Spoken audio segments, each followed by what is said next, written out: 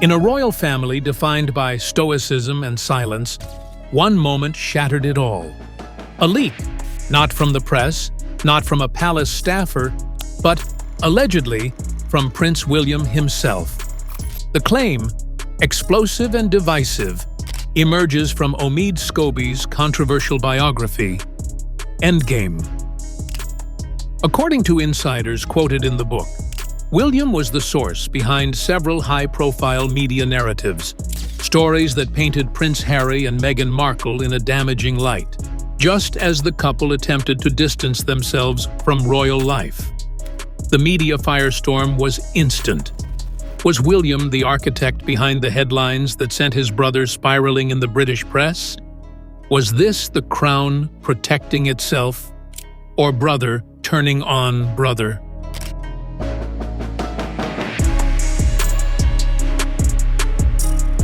Royal commentators scrambled to contain the fallout. Buckingham Palace issued the usual no comment, while sources close to the prince maintained his deep loyalty to the institution. But palace aides were reportedly in crisis mode. One former royal correspondent tweeted, "This isn't just a leak. It's a declaration of war inside the House of Windsor." The leak wasn't just salacious, it was strategic. It came at a time when public support for the monarchy was already wavering, especially among younger generations. Was William maneuvering behind the scenes to ensure a smoother ascension to the throne, even at the cost of fraternal trust? One thing was clear. This wasn't a slip. It was a signal.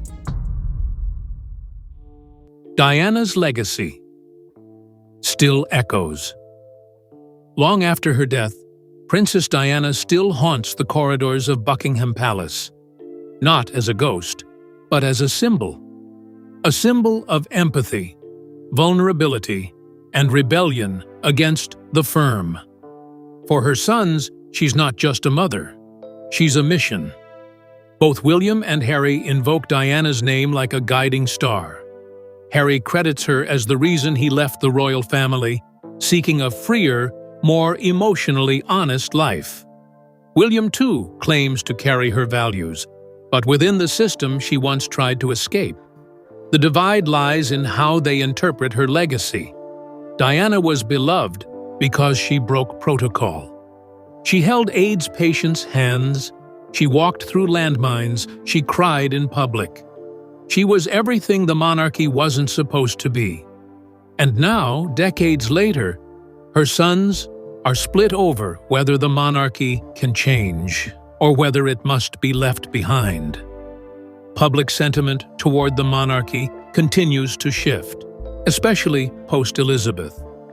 Diana's legacy, immortalized in documentaries, TikToks, and memoirs, often overshadows the institution itself. In fact, in a recent YouGov poll, more Britons named Diana as the most influential royal than any living monarch. And so when William allegedly leaks about Harry, it's not just politics, it's her legacy being weaponized. It's the crown versus compassion, and Diana's name sits uncomfortably between them. Diana's early life and royal ties. Before she became a global icon, Diana Spencer was already steeped in royalty. Born into the aristocratic Spencer family, her lineage was thick with history, privilege, and palace access. Her grandmothers served as ladies-in-waiting to Queen Elizabeth, the Queen Mother. Her father, the 8th Earl Spencer, was a close associate of the royals. This was no outsider fairy tale. Diana was bred for court life. But with that breeding came expectations. Diana was raised in a fractured household. Her parents divorced when she was young, and the emotional scars never healed. She once told a friend, "I don't ever want my children to feel the way I felt growing up, unseen." Her upbringing combined traditional grooming with a yearning for emotional authenticity. She was sent to boarding school, worked as a nanny, and even taught dance. But nothing in her early years prepared her for the cold mechanics of the monarchy she would soon enter. At just 19, she married Prince Charles, 12 years her senior, and already emotionally committed to Camilla Parker Bowles. The match was more about duty than love, more about lineage than partnership. But Diana, despite being born into nobility, wanted something real. And it's that craving for truth, for connection, that later inspired her sons. It's also what made her such a threat to the royal machine. Diana's struggles inside the palace. From the outside, it looked like a fairy tale. But behind palace walls, Diana lived a life defined by pain, paranoia, and profound loneliness. The public saw tiaras, designer gowns, and royal tours. But behind the glitz was a young woman unraveling. She battled bulimia, a silent war waged in the shadows of royal appearances. She suffered from depression and anxiety, made worse by Charles's visible affection for Camilla. "There were days I didn't think I'd make it," Diana later admitted to her biographer Andrew Morton. The palace was no sanctuary.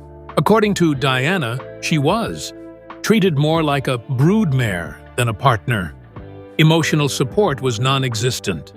The firm's answer to her pain? Carry on. Her vulnerability made her relatable and dangerous. The public saw in Diana what they never saw in royals: humanity.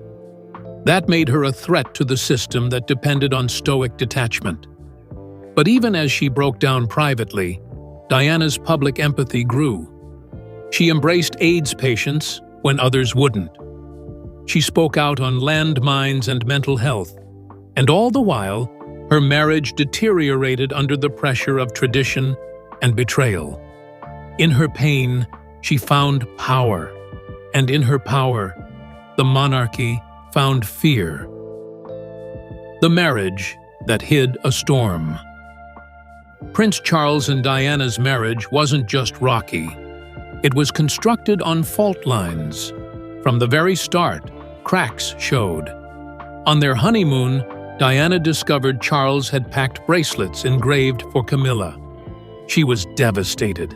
Their emotional disconnect grew with every royal duty. Diana tried to reach Charles, even confronting him about Camilla. His reply, according to Diana's own tapes? "You're being paranoid." But she wasn't. The world eventually saw the truth. They were mismatched in every sense: age, values, temperament. Charles was a man of tradition, Diana of heart. Their differing parenting styles only deepened the divide. While Charles was distant and formal, Diana embraced William and Harry with fierce warmth. The marriage wasn't just loveless, it was strategic. A move by the crown to maintain lineage, not love. But when Diana began to speak, first through anonymous interviews, then more directly, the illusion shattered. Her candor pierced the royal mystique. "There were 3 of us in this marriage," she later said. That one line would forever redefine how the public saw the Windsors. The storm wasn't just domestic, it was dynastic. Princes caught in the middle. No child should have to pick sides between their parents. But for William and Harry, it wasn't just a family feud, it was a global spectacle. From a young age, they watched their parents drift apart.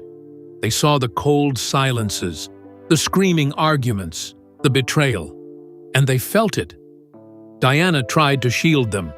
She often took them on public outings, McDonald's, theme parks, charity visits, trying to give them something real.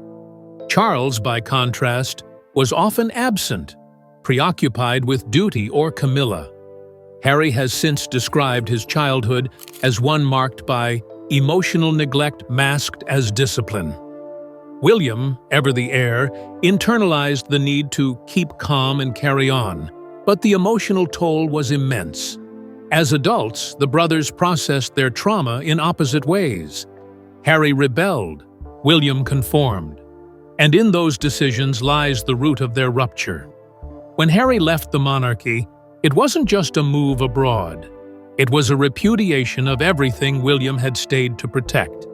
And now, with rumors of William leaking information about Harry to the press, the past is repeating itself, this time with adult consequences. Divorce, scandal, and public fallout. By the mid-1990s, the fairy tale had collapsed, and the British public was watching every fracture in real time. The once private institution of marriage had become a global soap opera. And at the center of it all, Princess Diana, turning whispers into headlines. The moment that shattered royal protocol forever came in 1995, when Diana sat down for the now infamous BBC Panorama interview with Martin Bashir. With millions watching, she said the words that no royal had dared utter on television. There were 3 of us in this marriage, so it was a bit crowded. The nation was stunned. Even Buckingham Palace, normally stoic and calculated, had no script for this level of candor. In a matter of weeks, Queen Elizabeth II stepped in directly. She advised, in royal speak, a command dressed as a suggestion, that Charles and Diana divorce. The public facade was finally dismantled. But the divorce came at a cost. Diana lost the right to be called Her Royal Highness, a symbolic slap that cut deeper than it seemed. Stripped of formal power, she remained the most beloved royal figure across the globe.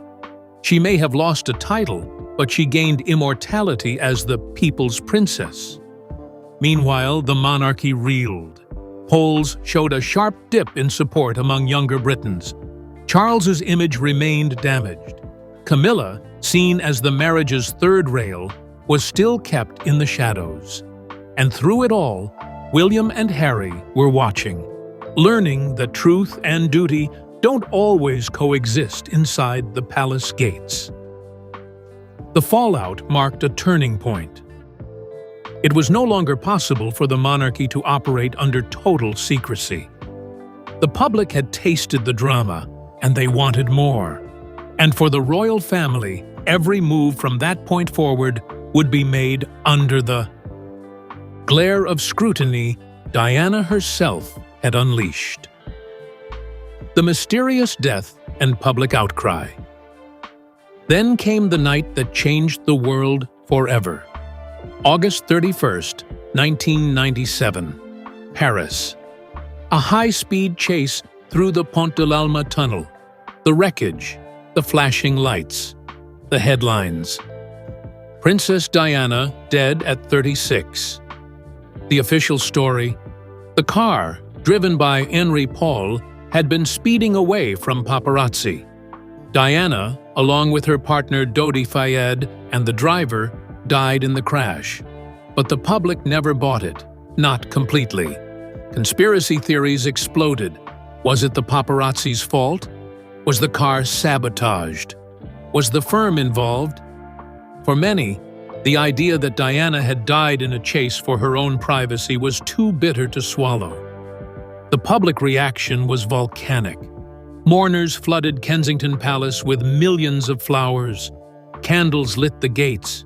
People wept in the streets. And then came the criticism. Why had the royals waited so long to respond? Why did Queen Elizabeth stay at Balmoral? Why was there no immediate statement? The firm was frozen. For days, they said nothing. No flags at half-mast, no public appearance. It was as if the monarchy didn't know what to do when emotion was required. But the people demanded a response. After days of growing fury, the Queen addressed the nation live. Rare, unprecedented. She paid tribute to Diana as a mother, not as a princess. But many felt it was too little, too late. William and Harry, just 15 and 12, were left to walk behind their mother's coffin as the world watched in silence. A private grief turned into a public parade. That trauma shaped their futures. It planted seeds of resentment toward the institution that failed to protect their mother and them. Seeds that, in time, would blossom into full-scale rebellion, royal rifts, and leaked secrets decades later. Prince Harry breaks the silence. Fast forward 2 decades, and it's not a biographer or journalist delivering bombshells. It's Prince Harry himself. In a 2021 interview with Oprah Winfrey that reached over 50 million viewers globally, Harry and Meghan Markle detonated a cultural and political grenade. The topics? Racism inside the palace, mental health neglect, cold-hearted indifference toward Meghan's suicidal ideation, and at the center of Harry's pain, his mother. "I saw history repeating itself," Harry confessed. "I wasn't going to let that happen again." It was Diana's shadow, her suffering, her death, that motivated Harry to walk away from the only life he'd ever known. And it didn't stop with Oprah. Harry's memoir, Spare, stripped the royal family bare. He accused King Charles of emotional coldness, calling him incapable of hugging. He described physical altercations with William. He revealed how both brothers had begged their father not to marry Camilla.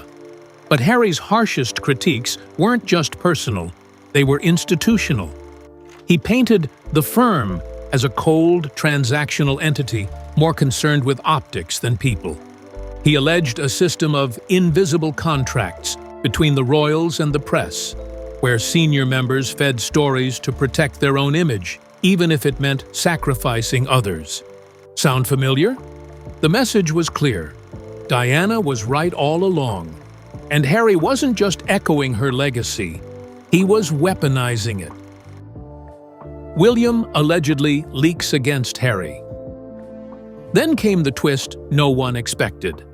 According to Omid Scobie's book Endgame, the most damaging leaks about Harry didn't come from faceless palace aides. They came from William. Scobie, often dubbed Meghan's mouthpiece by British tabloids, claims that William actively engaged in media briefings designed to undermine his younger brother. Whether to shield the monarchy, distract from Charles and Camilla, or simply retaliate, the motive remains murky. But the impact? Devastating. Allegedly, William authorized courtiers to brief against Harry in key moments, after the Oprah interview, during Meghan's mental health revelations, and even surrounding the Queen's death. If true, it marks a level of intra-palace warfare unprecedented in modern history. Royal sources, predictably, deny the allegations, but the timing aligns with tabloid narratives that seemed almost too perfectly targeted against Harry and Meghan. Anonymous quotes, selective leaks, editorial slants that painted Harry as unstable, Meghan as manipulative. The shocking part isn't that someone leaked. It's that it may have been his own brother.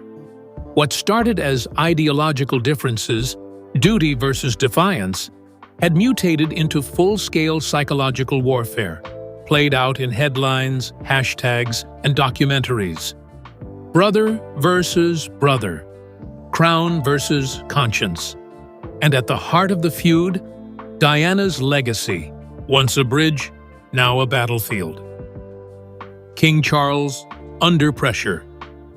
As the new monarch, King Charles III was supposed to represent stability, a seasoned royal finally stepping into his long-delayed role. But instead, he's found himself cornered by scandal, by division, by legacy. Public trust in the monarchy continues to erode. Polling in 2024 showed only 51% of Britons under 40 support the monarchy's future. Charles's aloof style and lack of public empathy don't help. He's viewed as out of touch, a king for the past, not the present. And his failure to reunite his sons casts a shadow over his reign. He reportedly declined to meet Harry during the prince's recent UK visit, citing scheduling conflicts. Critics call it a diplomatic disaster. "If you can't find time for your grieving son, how can you lead a nation?" asked one viral op-ed in The Guardian. Meanwhile, Charles continues to push Camilla into the spotlight, quietly rebranding her as Queen. It's a move many view as tone-deaf, especially considering public loyalty to Diana remains ironclad. In trying to preserve the institution, Charles may be losing the people, and in his silence toward the family drama, he's confirming what Harry and Diana once claimed. The firm protects itself, not its members. Diana's sons, now divided once, they were inseparable. Diana's boys, the grieving princes who clung to each other during their darkest days. Now, they were emblematic of two completely different visions of royalty and manhood. William, the heir, stands for continuity, control, and silence. He walks the line, manages the image, and suppresses the emotion. He's the institution incarnate. Harry, the spare, stands for rebellion, transparency, and truth. He walks away from the crown and embraces vulnerability. He's the ghost of Diana's unfinished revolution. Their bond has not just fractured, it's calcified. They no longer speak regularly. Public appearances are tense. Harry is not expected at Charles's upcoming birthday celebration. When the Queen died, they marched together, but wordlessly. Observers call it a Cold War, but it feels more like emotional exile. And who loses most? The monarchy. Because their rivalry exposes the very thing the crown tries to hide, that behind every tiara is a wound. What the leak really means. So what does William's alleged leak truly mean? It means the House of Windsor is no longer united. It's a battlefield of egos, strategies, and secrets. The leak wasn't just a media maneuver, it was a message. A signal from the future king that loyalty has limits. Was he protecting the institution, retaliating against Harry's truth bombs? Or was it simply an act of desperation from a brother who feels the walls closing in? Whatever the motive, the consequences are clear. The public now sees the royal family for what it is, not a family, but a machine. And the memory of Diana? It's not fading. It's roaring louder than ever. Even from the grave, she still shapes the monarchy, still disrupts the narrative, still forces the crown to confront its deepest fears. Because in the end, the real heir to Diana's legacy isn't on the throne. He's the one who walked away from it.